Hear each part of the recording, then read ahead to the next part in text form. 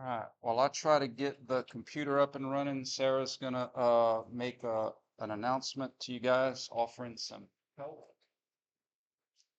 Hey, I'm gonna be in the step block Monday and Tuesday before the test. You'll text me and stuff if you want to meet like virtually. I'm usually like in there studying, so y'all can always ask something.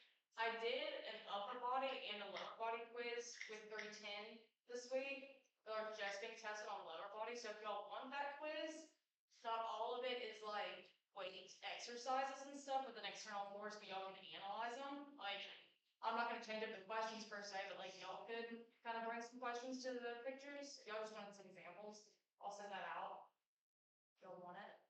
Or y'all can like text me and say, hey, I'm struggling with this. Can you give me a picture? Or ask how maybe I would see this on the test. Here for y'all. Like I don't want y'all to be stressed, and I know like I'm probably anxious. Let me know. Numbers over there. Peace out. Thank you, Sarah. All right, guys, before we finish up the wheel muscles of our ankle, I want to recall a lecture that I gave a couple of weeks ago. I got a couple emails asking about, what am I going to ask or what about, and I'm like, guys, I've been very transparent about what I'm going to ask. Not a couple of things. One is I gave you precedent of what I'm going to ask on the first test. Remember the cervical stuff? That's why I did that, is to give you a heads up on the kind of questions that I'm going to ask. I'm not going to vary from that.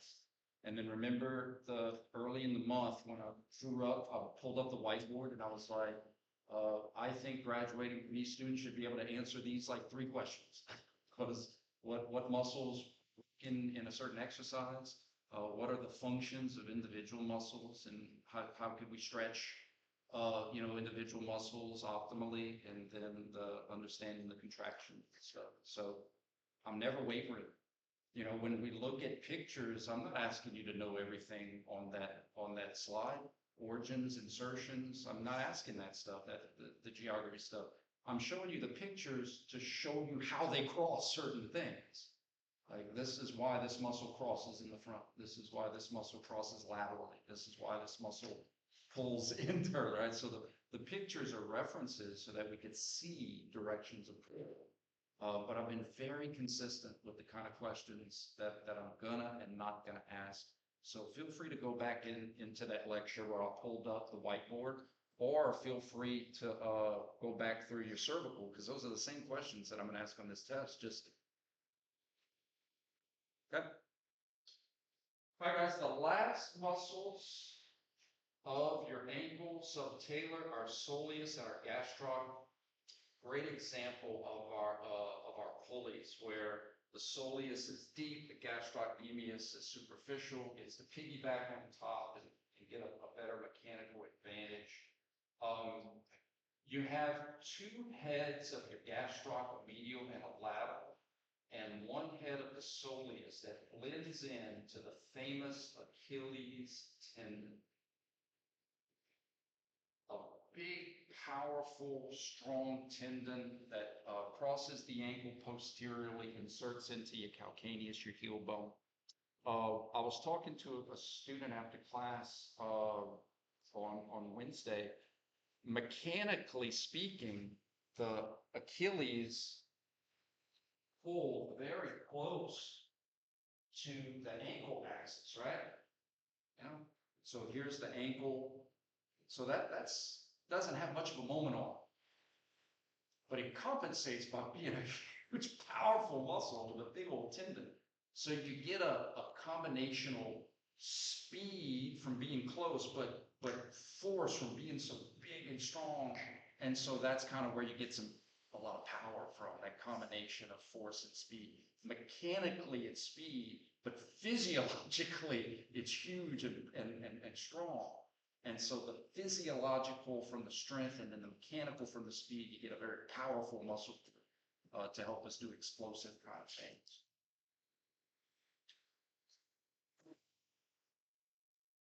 Crosses the ankle posteriorly. This is a good posterior view.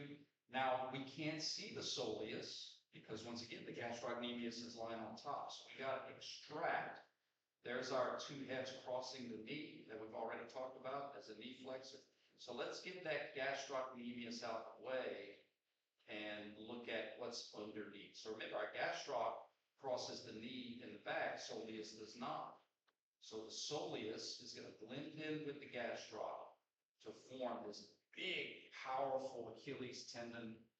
In the literature, in the clinic, some people might refer to as your lower extremities tricep, your triceps surae of the two heads of the gastroc and the soleus. So these are ankle joint plantar flexors.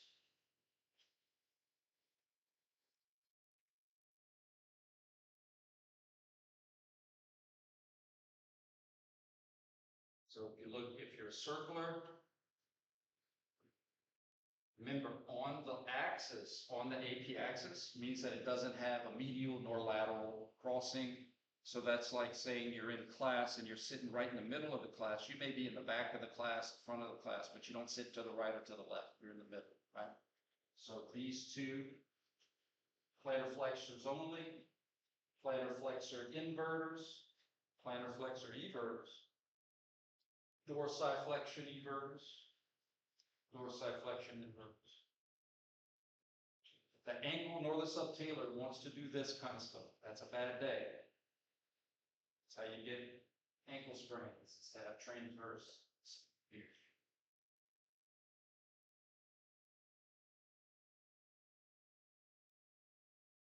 At the end of every section, I have some practice. Let's see. Right? So in this exercise, we would be working all the plantar flexors. But the gastroc, because it's not on slack, can be efficient in its role as being a primary plantar flexor. When we do the seated, we put that gastroc on slack at the knee, so it's going to lessen its contribution at the ankle. Well, some other muscles have to take up that slack. And so the soleus, being kind of the second most powerful plantar flexor, has to do more of that work. Does that make sense? So again, we're just trying to explain why a seated calf raise emphasizes different muscles than the standing because of length-tension relationship. So how could I ask this question on the test? I could say, which of our plantar flexors would have less of a contribution here? Well, that's the one that's being slack, be the gastroc.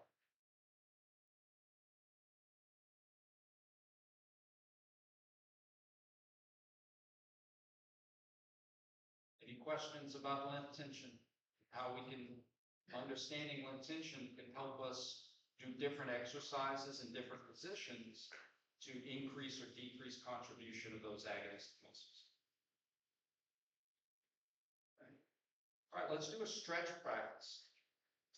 Would my knee position help me stretch? Or let me ask it open-ended. Would my right knee being in a flexed position allow me to emphasize the stretch of my gastroc or emphasize the stretch of my soles? Don't answer it right away. Give us a thought about this, the way I phrase that question. Or would it not have an effect at all?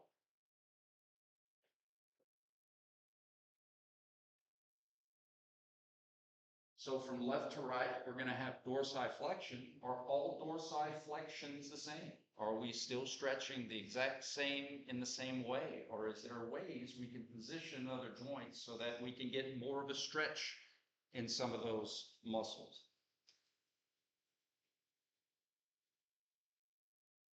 So would I be stretching more soleus or gastroc with my knee being flexed? Soleus, absolutely. That's what this class is about, guys, just trying to apply some knowledge. And the reason is because my gastroc's on slack here. So it's not going to be my limiting factor to dorsiflexion. If my knee was extended, I probably couldn't dorsiflex as much as when my knee is flexed. So that extra dorsiflexion that I can do with my knee flexed allows me to stretch new muscles, different muscles. That's the example of when my knee's extended and I try to flex, my hamstrings are going to be my limiting factor. But if I unlock my knees, if I flex my knees, put them more in slack, I could have more flexion and stretch other extensions. It's the same concept. Shift it that way.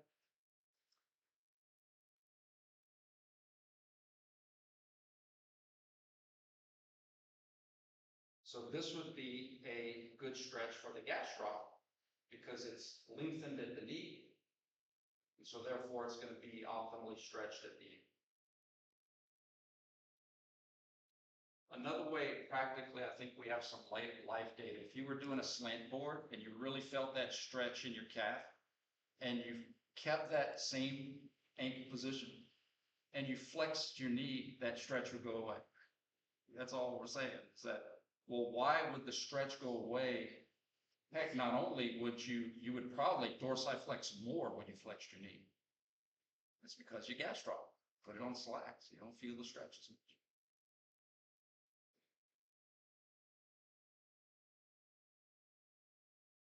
Let's jump around. I'm going to give you some practice questions and try your best. Obviously, you can reference your lists or your circles, but give it some thought first because I think practice is important leading up to your test, okay? If I asked you, what are the two functions of the tibialis anterior? What does it do? All the time. It doesn't matter if it's concentric, eccentric, isometric, or at rest. It pulls in directions of motion all the time. So what are those directions of motion that the tibialis anterior pulls into?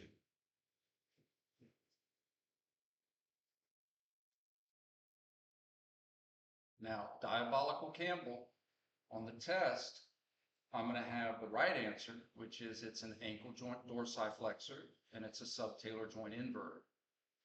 But on the test, to see if you know that these aren't the same joint, those are two separate joints, I might say ankle joint dorsiflexor and ankle joint inverter. That's 310 stuff.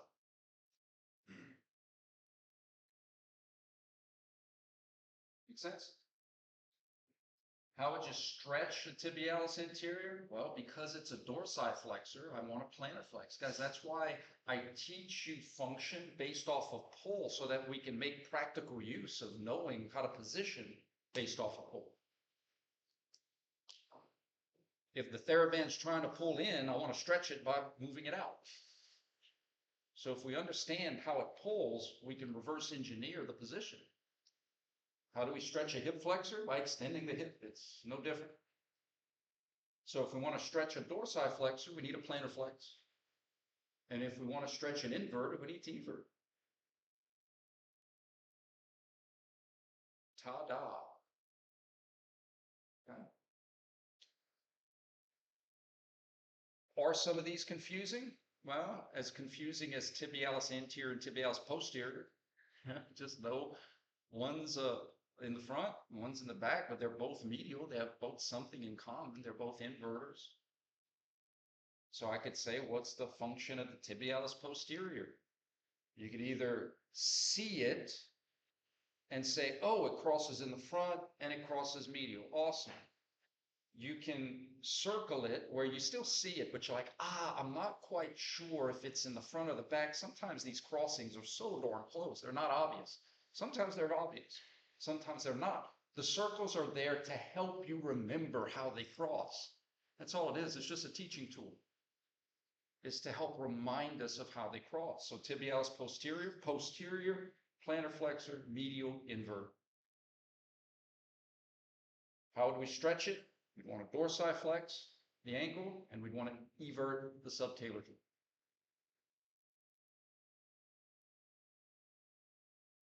If we would want to work it as an agonist, or let's say we were doing a manual muscle test, knowing that it's a plantar flexor, I need to produce an external force that's trying to dorsiflex. Right? Don't let me push. Don't let me move your foot up. Just be trying to dorsiflex. And also, I'd take that foot and I'd say, don't let me roll you out. So you need an external force that's trying to evert you, and you would need an external force that's trying to dorsiflex you. That would really target those posteromedial muscles, the plantar inverters, by creating an external force that's trying to dorsi and evert. It's a manual muscle test. If I want to test the strength of the right laterals, I need to try to make them bend to the left. If I want to test the strength of the flexion pullers, I want to try to make them extend. It's no different. If I want to test the strength of the bicep, I want to try to make them extend. No different. It's just maybe muscles we've never talked about before, but the concepts are the same.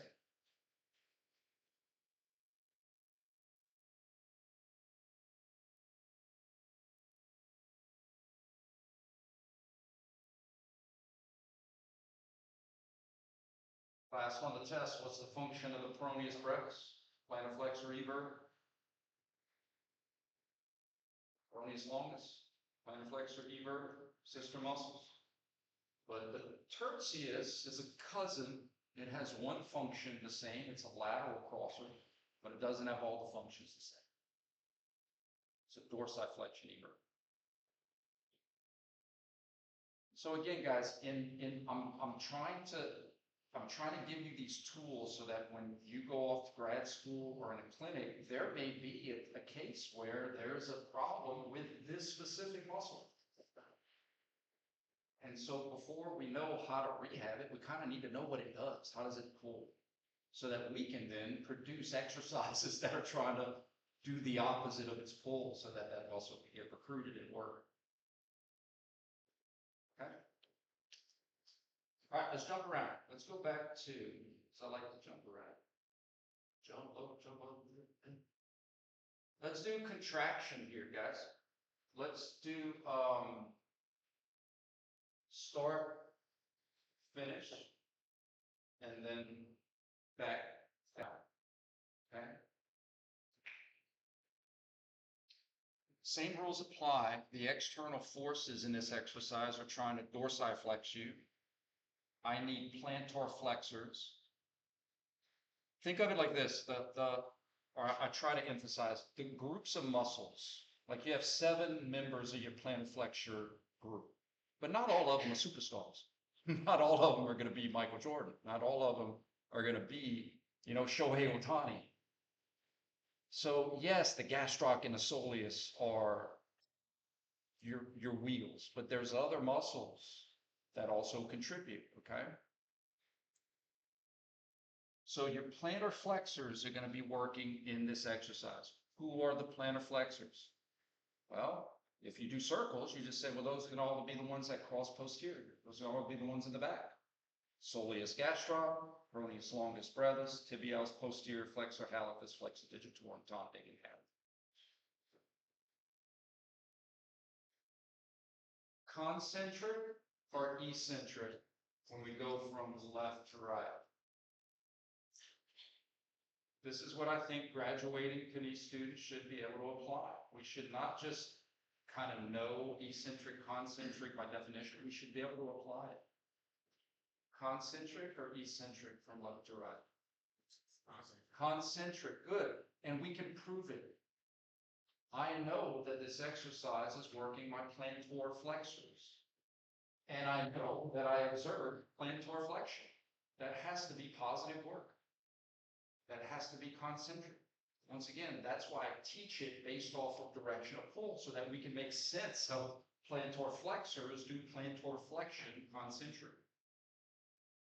Plantar flexors are going to allow dorsiflexion eccentric. That makes sense? Your circles do not tell you if muscles are working. They do not tell you concentric, eccentric. All they tell you is direction of pull. That's all they're there for. The application of 310 and this stuff tells you concentric, eccentric, A, B, C. Muscles influence motion through the context of contraction. So the first step we do is we got to figure out who's working because we understand why they're working. When you go into an exercise, your body knows what muscles to turn on because you understand why you need to turn them on. So we identify that agonist based off of how they pull. Our circles or our lists just tell us who's in that group, who's on that team.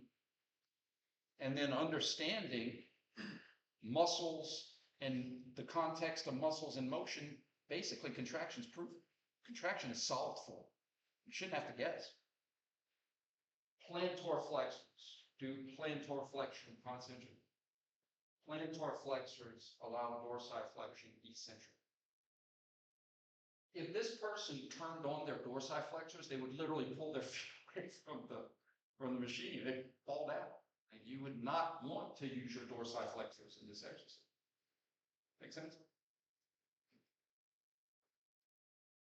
Okay, let's try this one.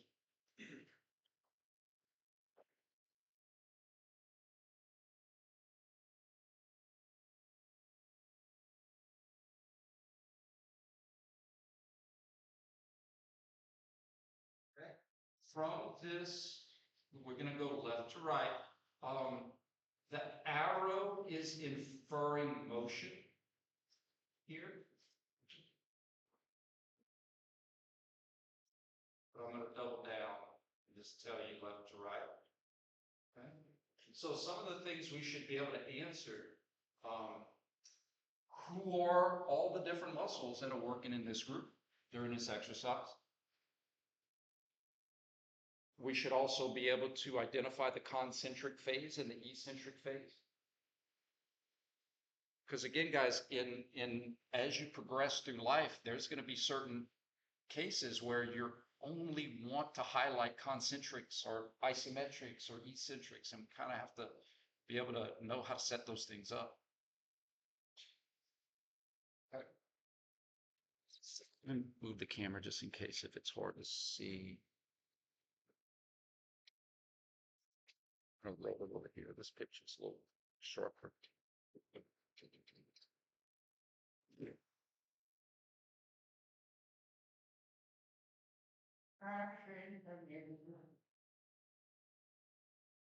External force trying to do what?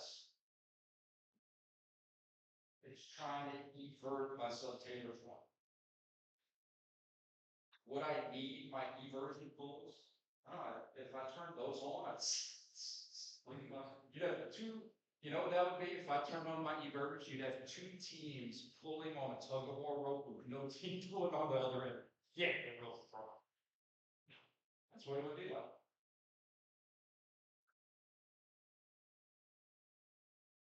Now, all of your circles are right-handed, true, but they're the same muscles. They're mirrors of each other. So it doesn't matter that I'm on a left subtalar. If I can identify that I need inverters, I can still go to my right-sided circle and say, these are my inverters. It's the same muscles. We're not fiddler cracks. We don't have like one muscle on one side of it.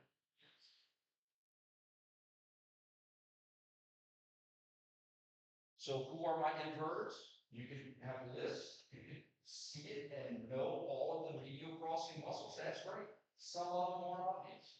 That's why we have our circles to definitively say these are the medial crossing muscles. Tibialis anterior sends a house as long as Tom, Dick, and Harry. Tibialis posterior flexor house as long as Flex digit.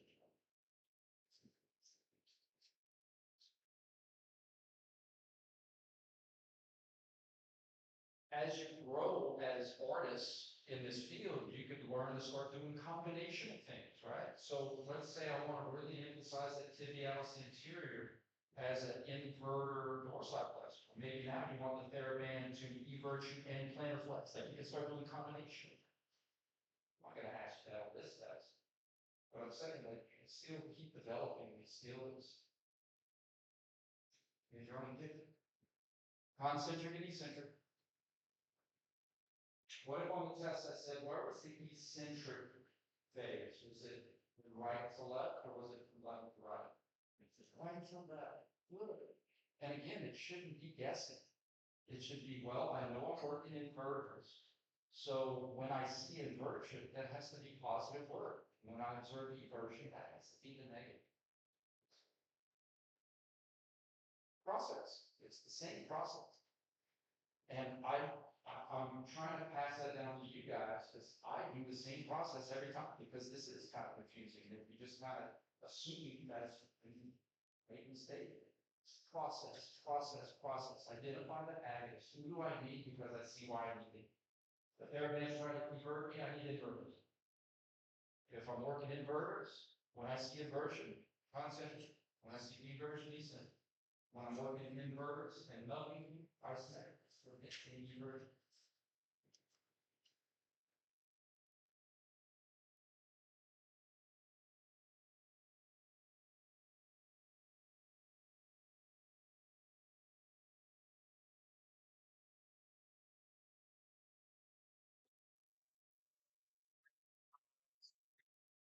I'm giving you different ways I can ask a question.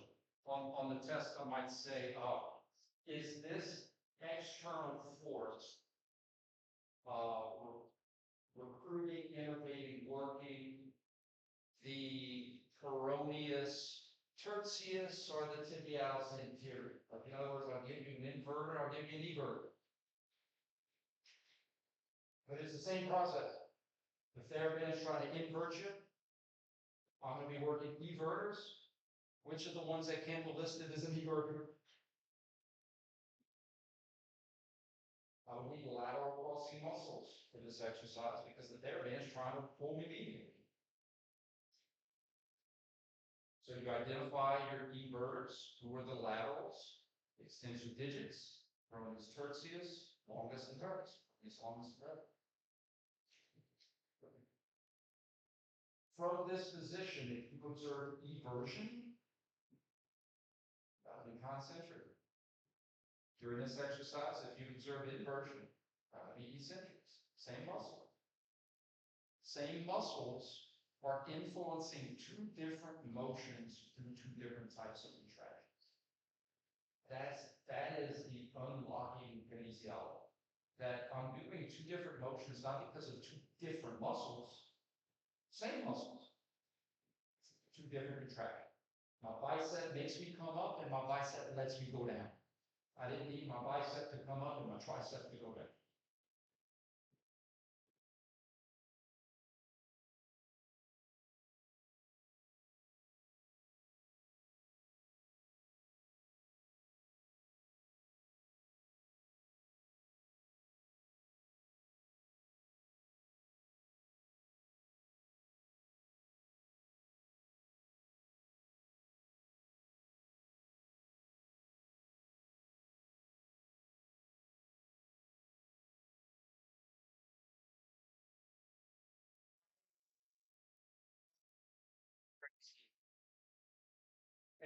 And bonus, if you could say, of the muscles of that group, which muscles would she be stretching even more? Because I think there's enough clues there at the piggies that went to the market and stayed home.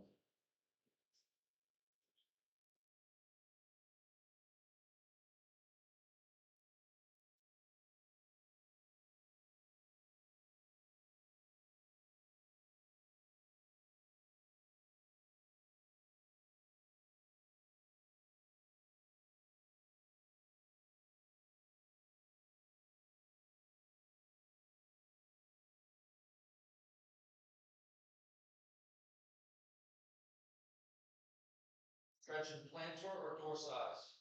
Dorsi. Of those dorsi, which ones are we stretching even more because of the toe position? Her toes are flexed, right? So the extensors that cross the ankle and the toes are really getting. Make sense? Really getting at. Let me give you guys an example. I'm not going to ask this in the test. It's well, if you're not going to ask it on the test, why didn't you tell them? To show you how much those toes can affect the stretch. Take your pin and squeeze it in your hand like this. You'll notice that your wrist kind of extends a little bit to get a good overall squeeze. Okay? Now, flex your wrist and try to squeeze. It hardly did much on it, right? Because your digits that cross the wrist are being stretched and all the different phalanges. And that stretch of those muscles are actually pulling your fingers away, getting in the way of you squeezing them. So again, flexing those toes makes a big difference to those muscles that are crossing the ankles, is what I'm trying to do.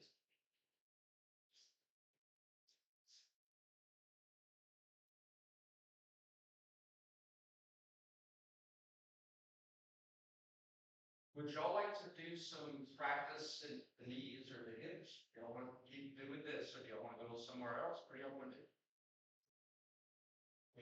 Hip? Let's do the hip.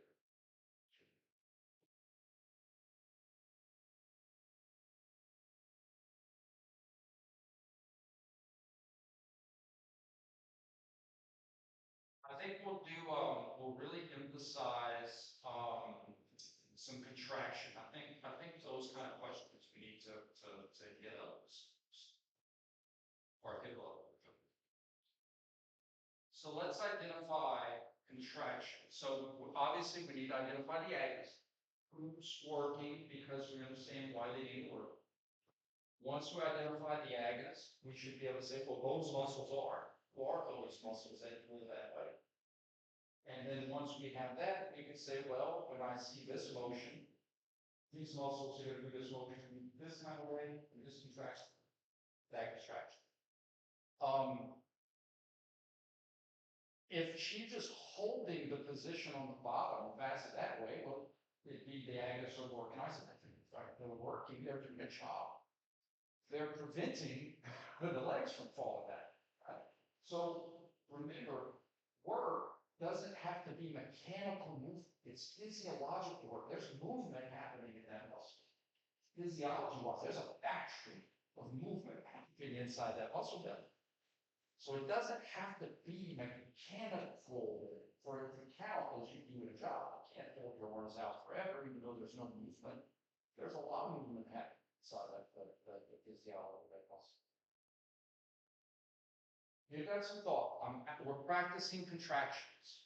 Okay? So on the test, I think we all agree that we're not asking about hip flexors or hip extensions, internal or external. It's apparatus. Okay? It's apparatus. So on the test, I might say from 1 to 2 is that adductor magnus concentric, adductor magnus eccentric, tensor fascia lata concentric, tensor fascia lata eccentric. And that's how I could phrase it. I'll just give you a muscle on the team and say, hey, which of these is working? And can we identify the type of contraction when we go from when we have this specific motion? Am I working ABs or ADs in this exercise? ABs.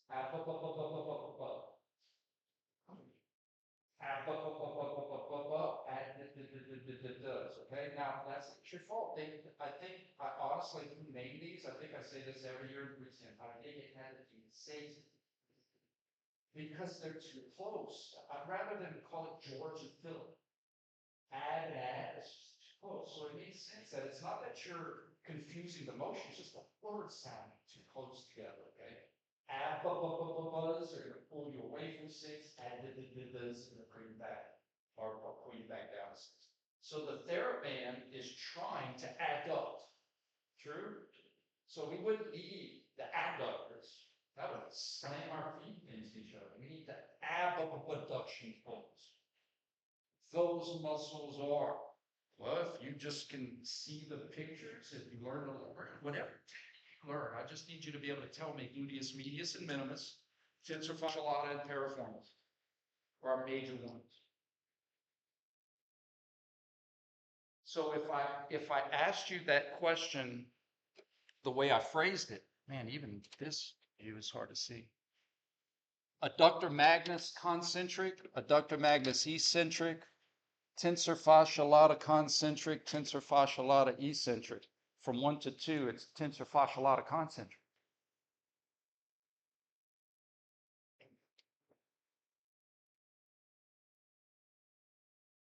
So that's how I would phrase, and that's how I phrased it on the cervical.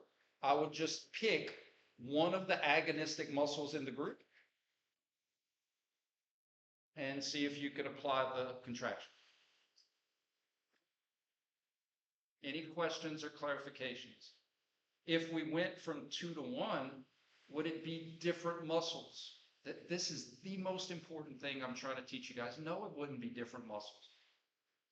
Even though you have adduction, you wouldn't need your adductor group because again, you'd slam your feet into each other. It's the same muscles.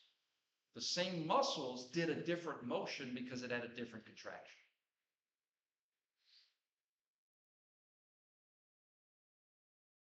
Eccentric from 2 to 1, concentric from 1 to 2.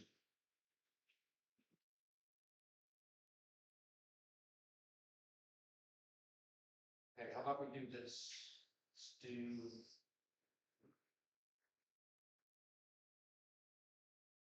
Oh, goodness, that makes me hurt.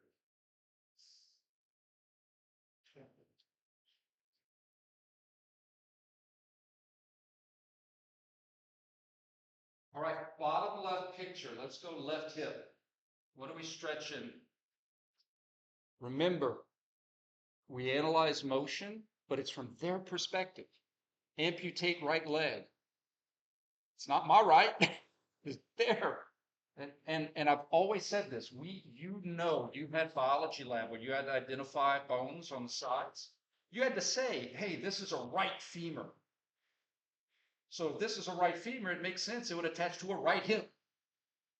So when I say identify the stretch at the left hip, it's not your left, it's the person you're looking at's left. Are we stretching abductors or adductors? What's her position? Yeah, she's abducted, right? So we'd be lengthening the muscles that pull the other way. We'd be stretching her left hip adductors. Your circles, your lists, your visuals, whatever technique you want. I'd like for you to be able to identify who are those muscles that we're stretching. Who are the adduction pullers? Help me out. Gracilis, pectineus, adductor brevis, longus, magnus. I'm missing one. Pectineus. It's okay. So again, it's just a tool to help us try to remind ourselves, because there's a lot of stuff happening there. And remember some of the first pictures I gave you of these muscles, you got all this stuff crisscrossing, applesauce, and sometimes just looking at a muscular picture of the human body is overwhelming. It's too much. And it's not obvious who's in the front, who's in the back, who's on the lateral, who's on the medial. And so that's what our circles help us do, is to compartmentalize and say, these are the anterior crossers, these are the posterior, these are the laterals, these are the medials, these are the spinners. Okay. All right, how about this one?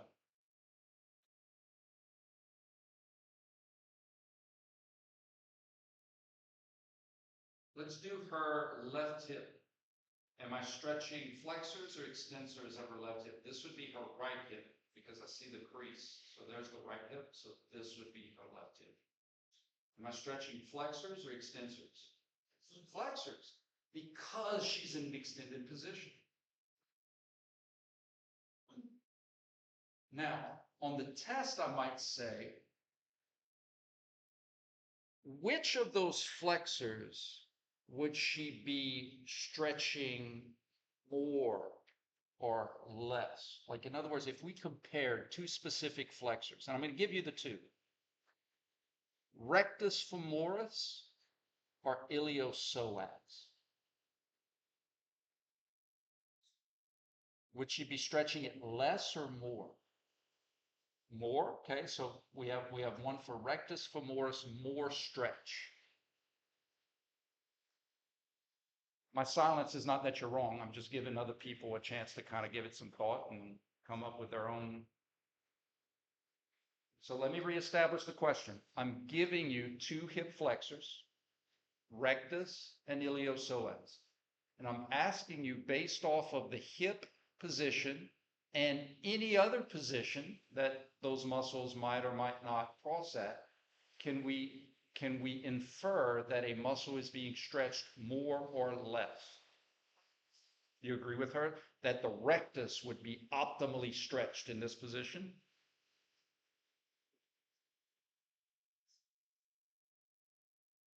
Okay.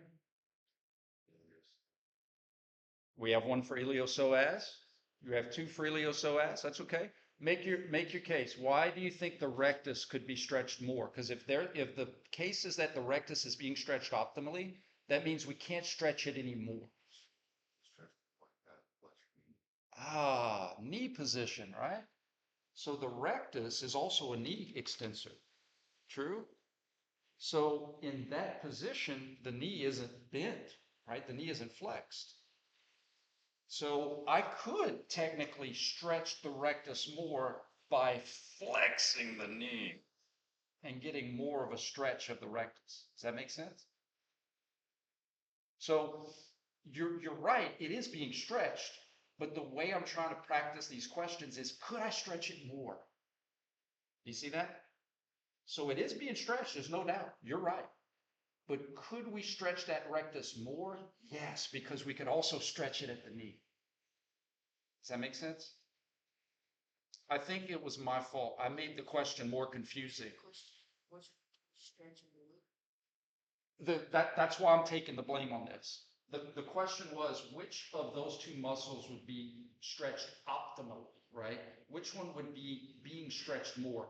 The iliopsoas has nothing to do with the knee, in other words.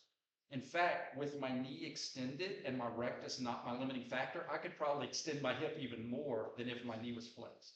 So I could actually get more of a stretch on my iliopsoas with my knee extended than if I try to flex my knee. I'm probably gonna have to flex and bring my hip back a little bit because it'd be so, especially mine would be so tight. So I'm taking the ownership on that. I'm gonna try to ask the question in a way to say, is my rectus being optimally stretched in this position? Could it go even further? Could it be stretched more? And the answer is, yeah, it could. I could flex my knee and stretch it. Make sense?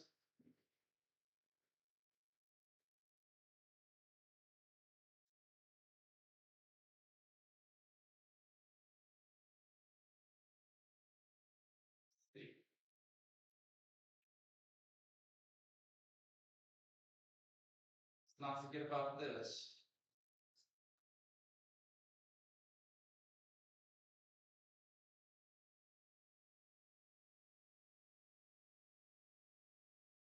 Hey guys, let's do,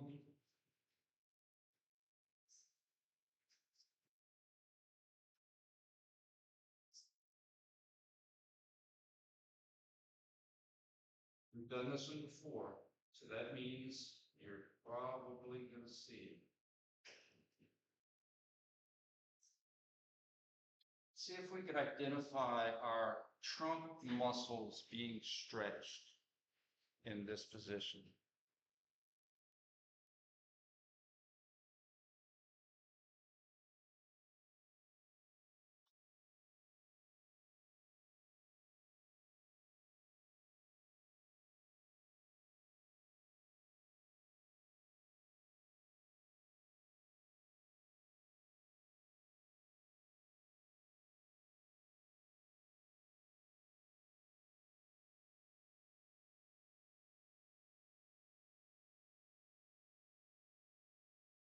So remember on your test on Wednesday, it's trunk muscles, hip, knee, ankle, subtalar, okay? So we're gonna apply the trunk the same way we apply everything else. How is the trunk positioned? How is it rotated? Okay, absolutely. So what I do is I ask myself, what hip is the sternum looking at? The sternum is looking at his right hip. So that means the trunk has to be twisted to his right.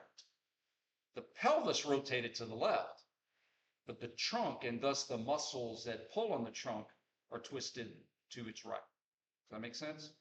So because the trunk is twisted to the right, you're going to be stretching muscles that pull you back to the left. You're going to be stretching left transverse trunk pullers. Your circles help you remember who those muscles are. Right external, left internal, left erector.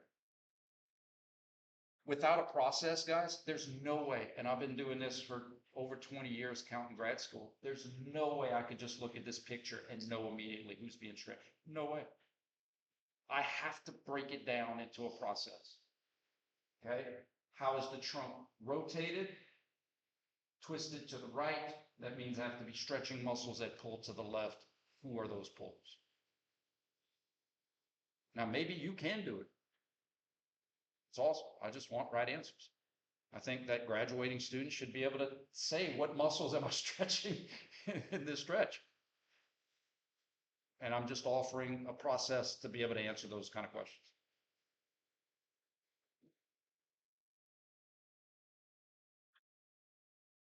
Any questions about this one? Good. We've done this one before, but just in case, let's try to do another one before we head out.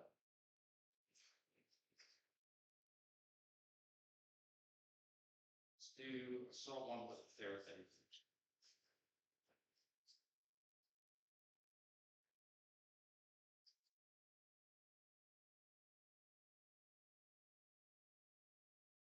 Also, I'm really going to try to pick questions that are super obvious. I'm going to try. All right, let's do this one, guys. All right, from here, so let's establish that the TheraBand is pulling in a certain direction of trunk motion. So there's isometrics involved while she poses for the picture, right? Preventing the trunk from twisting. So on the test, I might say, okay, guys, from this position, you observe this specific motion. The motion that I give you is going to coincide with the contraction type. So the external force is trying to twist her to her right. She needs left transverse muscles. So if I say she starts here and she does a left transverse rotation, got to be concentric. If I say she starts here and does right transverse, got to be eccentric. Who are the left transverse? Right external, left internal, left direct.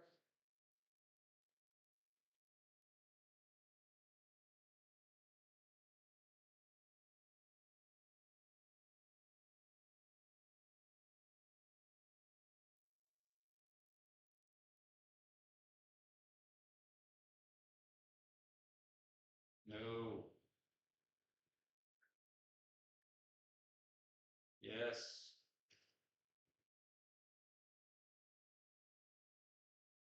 All right, let's go here.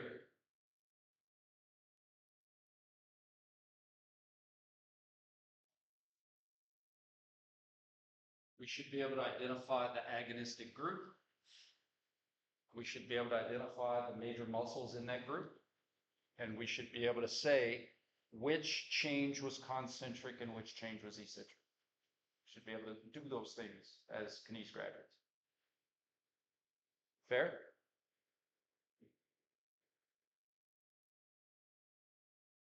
At 9:19, I'll answer it. I'm trying to give you some time to think about it. This is how getting it wrong during practice, me included, doesn't take anything away from your test. That's when you should hopefully get it wrong. It doesn't cost you anything. That's how you learn. We just need to get them right Wednesday. And me included, I need to get better on my questions, make sure my questions aren't confusing and get to the point of the question. So I'm learning as well. All right, guys, that dumbbell is trying to do what to her trunk? Is it trying to bend her to the right or to the left laterally? Good. She doesn't need left lateral muscles. Fall over. She needs right lateral muscles. Who are the right laterals? Everything on the right side of your belly button. Right rectus, right external, right internal, right erector. Well, if I'm using right laterals and I observe right lateral, it has to be through concentric work. And if I'm using right laterals and I observe left lateral, that has to be negative work. That has to be eccentric. Are we feeling more comfortable about the process that I'm trying to teach you? Cool. Guys, those are the kind of questions I'm going to ask. How would you stretch left lateral benders? Bending to the right. How would you stretch right lateral benders? Bend to the left. How do you stretch trunk flexors? Extend. How do you stretch trunk extensors? Flex. But that's why we learn them on their pull so that we can do those things to really see how we need to position the body to stretch these. All right, guys, you have a great day. We'll see you Monday.